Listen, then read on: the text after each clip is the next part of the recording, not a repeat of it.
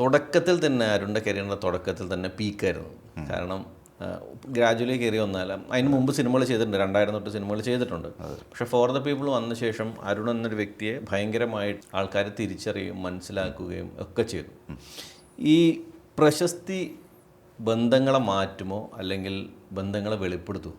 രണ്ടും ഉണ്ടല്ലോ. പ്രശസ്തി ബന്ധങ്ങളെ മാറ്റും. പിന്നെ അത് ഡിപ്പെൻസ് അപ്പോൺ നമ്മളുടെ മനസ്സിലാണ് അത് നടക്കുന്നത്. ചില കാര്യങ്ങൾ ചിലർക്ക് ഫീൽ ചെയ്തേക്കാം, ചിലർക്ക് അത് മനസ്സിലാക്കാൻ പറ്റും. രണ്ടും ഉണ്ടല്ലോ. അപ്പോൾ അനീഷ് പെട്ടെന്ന് പ്രശസ്തനാവുന്നത് ഞാൻ മനസ്സിലാക്കുക എന്നുള്ളതാണ്.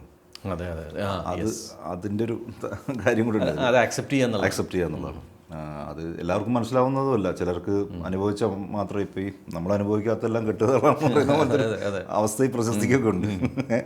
അത് പുറത്തുനിന്ന് അത് പരിഭവങ്ങളുടെയൊക്കെ ഭാഗത്തിൽ ചിലപ്പോൾ വന്നേക്കാം. അങ്ങനെ പെട്ടെന്ന് മനസ്സിലാവാതെ പോവാം, മിസ്അണ്ടർസ്റ്റാൻഡ് ചെയ്യപ്പെടാം. അത് ഉറപ്പായിട്ടുമുണ്ട്.